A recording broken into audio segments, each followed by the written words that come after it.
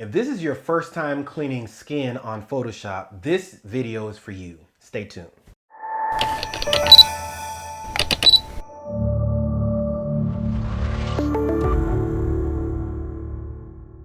Hey, I'm Chris McNish, content creator for Sweet Gap Incorporated. I'm going to show you how to clean skin before using frequency separation.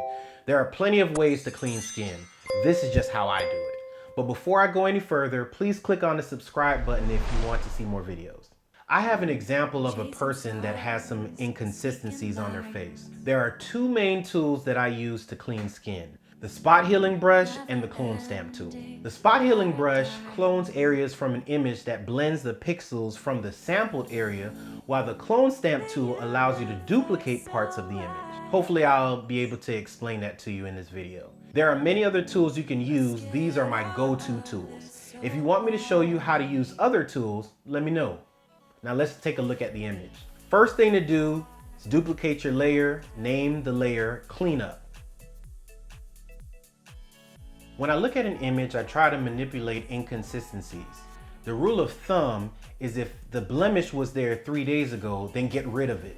Some people have moles that were there for years. Unless the client wants me to remove it, I will not bother it. Moles to me are beauty marks. It's how God designed you. Leave them alone.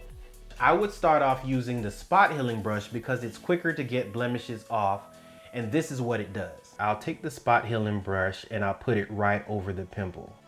And I'll hold my mouse down and make this spot, this circular spot. Once I take my hand off the mouse, the spot disappears. I'm gonna press Ctrl Z so you can see that again. Here's the spot here. I'm circling it here, so I'll hold my mouse down with the spot healing brush. Just make a little circle and now it has disappeared. So we're just gonna do a couple more here. I have one here and it takes it out. I have one here, make that circular motion and it takes it out. Now sometimes it doesn't work, so I will use the clone stamp tool.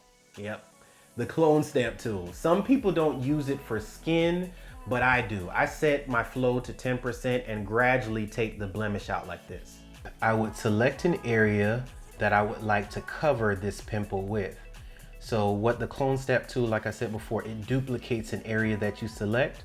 So say this area here, I will hold down the option button. I'm using a Mac, so I will hold down the option button, click to select, and watch this. And all I do is just cover it. Boom, just like that. What is opacity and what is flow? Now, opacity refers to the opaqueness of light or the passing through of light. It defines how non-transparent an image is. The lower the opacity, the more transparent an image is. The higher the opacity, the more non-transparent the image is. Flow allows you to build up ink over and over again. A lot like ink on a piece of paper. The more you go over something with flow, the more the ink will build up. In the case of the clone stamp tool, you will select the area you want to choose by holding down the option button. The more you stroke the area you want to remove with the selected area, the more the area you select will build up like this. It's gradual and might work better than the spot healing brush. From time to time, I'll click on and off the cleanup layer to see the difference.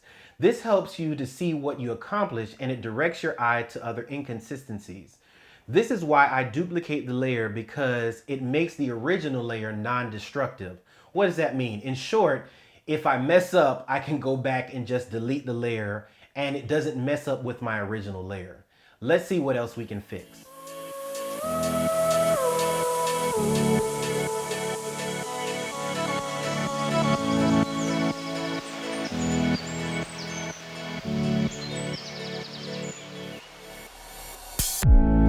Let's make it a thing. Just me and you and me.